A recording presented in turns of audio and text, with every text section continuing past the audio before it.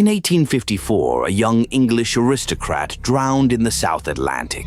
He was slim, he was refined, and the first language he ever learned to speak was French. 12 years later, a man walked off a ship in London and said he was that aristocrat. He weighed more than 300 pounds. He had spent years as a butcher in the Australian outback. He could not speak a word of French. And the dead man's own mother took one look at him and called him her son. What came next was the longest trial in English history, a courtroom war that turned neighbors against each other and split the country along the line of class. And a question nobody has ever fully answered. Was he the boldest impostor who ever lived? Or was he a lost baronet the whole ruling class had good reason to bury? This is the case of the Tichborne claimant. His name was Roger Charles Doughty Tichborne, and he was born in Paris on the 5th of January, 1829. Remember that city because it decides everything later. Roger's mother, Henriette, was French, and she wanted a French son. She raised him in France. He spoke French the way you speak your mother tongue, without thinking. When he spoke English at all, he spoke it slowly, with a thick French accent, like a man translating in his head. Roger was heir to the Tichborne baronetcy. Old family, old money, Catholic gentry with lands spread across Hampshire. He was sent to England to be educated by Jesuits at Stonyhurst College, then bought a commission as an officer in the 6th Dragoon Guards. Photographs and portraits show the same young man every time. Narrow face, thin frame. He weighed under 9 stone, about 126 pounds, soaking wet. There was one more thing about Roger that the trials would circle back to for years. He was in love with his own cousin, Catherine Doughty. Their families forbade it. And before he left the country, Roger wrote a private note, sealed it, and left it in trusted hands. Nobody agrees to this day what that sealed packet really said, but it was waiting. Heartbroken and going nowhere, Roger did what restless rich young men did in 1853. He booked passage to the far side of the world. He sailed to South America. He crossed Chile, wandered the continent, and in April of 1854, he reached Rio de Janeiro. There, he boarded a sailing ship called the Bella, bound for Jamaica. The Bella never made port. On the 24th of April, 1854, her overturned boat was found drifting off the coast of Brazil. No passengers, no crew, nothing but an empty hull and the sea. Roger Charles Tichborne was entered in the record as lost at sea. He was 25. For almost anyone, that would have closed the book. But Roger's mother would not close it. Lady Henriette Tichborne simply refused to accept that her boy was gone. Grief turned into a fixed idea, and the idea turned into a plan. She decided Roger had survived, that he had been picked up by some passing ship, that he was alive somewhere on the other side of the world, waiting for her to find him. So, in 1863, 9 full years after the wreck, she started buying advertisements, not just in the Times in London, but in newspapers thousands of miles away, as far as Australia. A grieving mother offering a reward, describing her lost son to strangers on the far side of the earth. And on the far side of the earth, somebody read one of those advertisements very carefully. In a rough frontier town in New South Wales, a place called Wagga, there lived a heavy-set butcher who went by the name Thomas Castro. In 1865, a message crossed the ocean to England.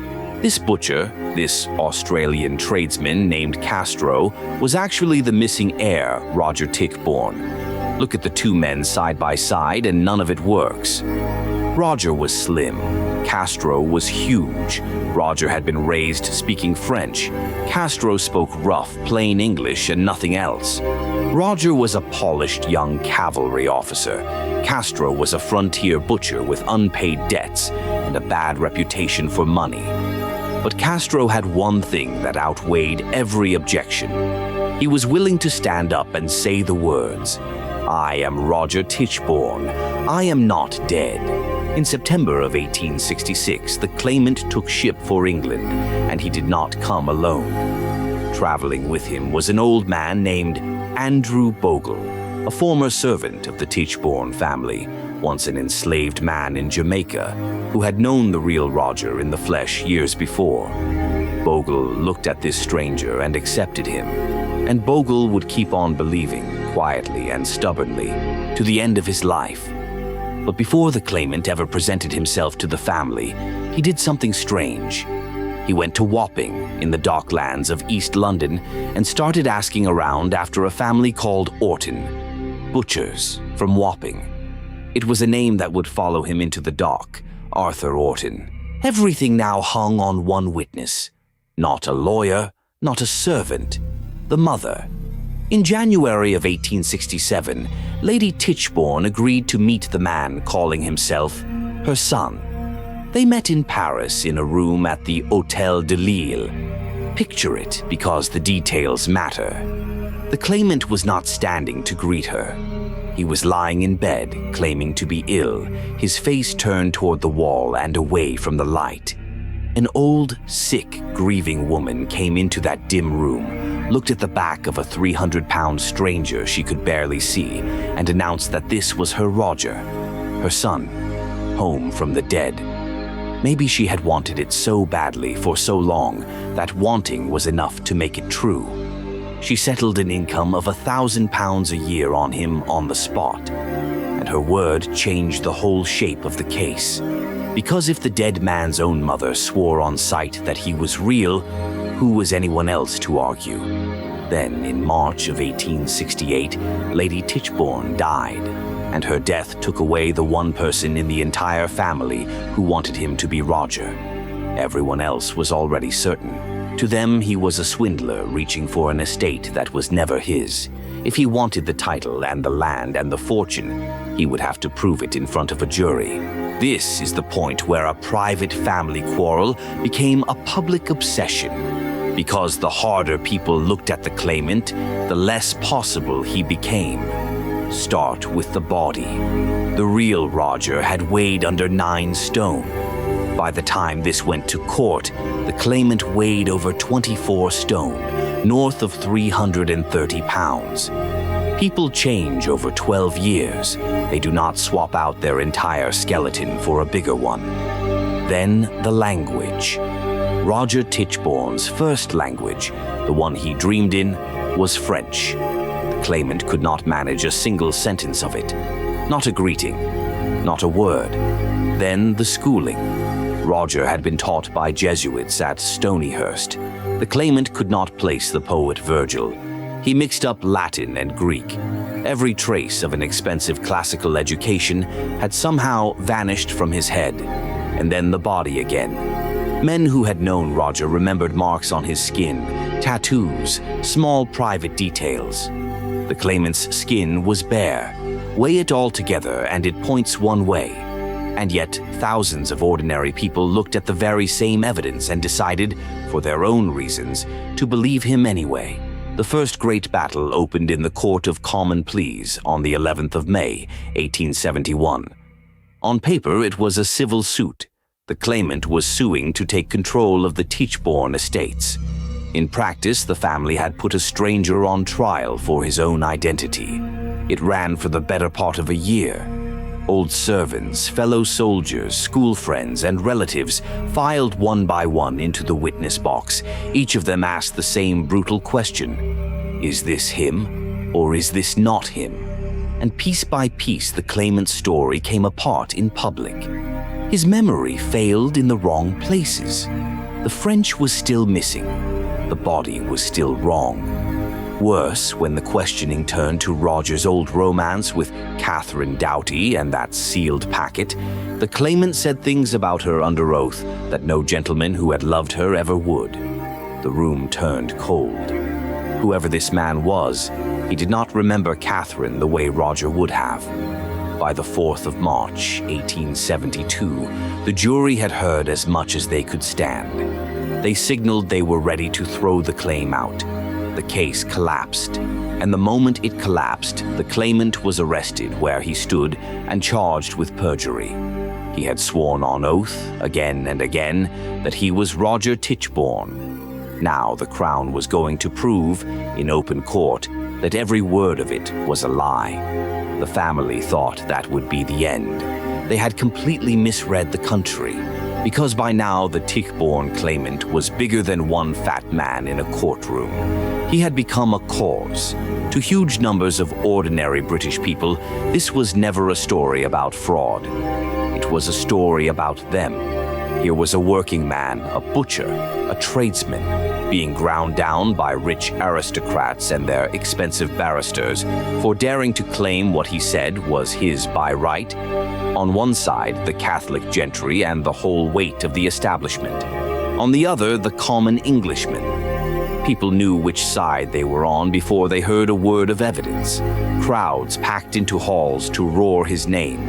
Working people who had almost nothing sent in what little they could spare. In 1870, his backers even printed and sold Tichborne bonds, 1,000 certificates at £100 apiece, and raised something like £40,000 to keep his fight alive. His defense in the criminal trial fell to a barrister named Edward Keneally, and Keneally took it somewhere no courtroom had gone before. He raged. He saw plots everywhere. He turned the trial into a crusade against Catholics and against the establishment, and in doing so he wrecked his own career. Afterward, he was thrown out of the profession, founded a political movement off the back of the case, and got himself elected to Parliament on the strength of it. When he stood up in the Commons and demanded a royal inquiry into the whole affair, exactly one member voted with him, his own. The claimant had lost the civil case, but he had won something the courts could not confiscate, a following. And that turned his criminal trial into the loudest spectacle Victorian England had ever seen. The trial for perjury opened on the 23rd of April, 1873, before the Lord Chief Justice himself, Sir Alexander Cockburn. It did not end for 10 months, 188 days in court. It stands among the longest trials in the whole history of English law. Day after day, the Crown took the claimant apart and laid the pieces out for the jury. The impossible wait, the absent French, the blank where a Stonyhurst education should have been. And then, stone by stone, they built up the other man underneath, the one they said had been there all along, Arthur Orton, a butcher's son out of Wapping. On the 28th of February, 1874, the jury gave its answer. This man was not Roger Tichborne. He was Arthur Orton. He was guilty of perjury, and he had lied on oath about the most basic fact there is, his own name. The sentence was 2 terms of 7 years penal servitude, one after the other, 14 years in prison. The man who had strolled off a ship claiming a baronetcy was led away as a convicted liar. But the strangest turn in the whole story was still coming. He served 10 of his 14 years and walked out on license in 1884. The country he came back to had already moved on without him. The great crowds had thinned. The movement had faded. His firebrand lawyer was ruined. He was just an aging, penniless man carrying the oddest reputation in England, the butcher who had almost become a baronet. In 1895, broke and out of options, he finally sold his confession to a newspaper for a few £100s. He admitted it in print. He was Arthur Orton. He had made the whole thing up. And then, within weeks, he took it all back. He retracted the confession and went right back to insisting he was Roger Tichborne. Right to the end, he would not let go of the name. On the 1st of April, 1898, he died. Penniless, his heart worn out, around 5,000 people came to bury a convicted fraud. And here is the last twist, the one that still gives the story its chill. When they closed the coffin, the plate on the lid did not read Arthur Orton. It read, Sir Roger Charles Doughty Tichborne, and the Tichborne family had given their permission for that name to be used. The courts had ruled.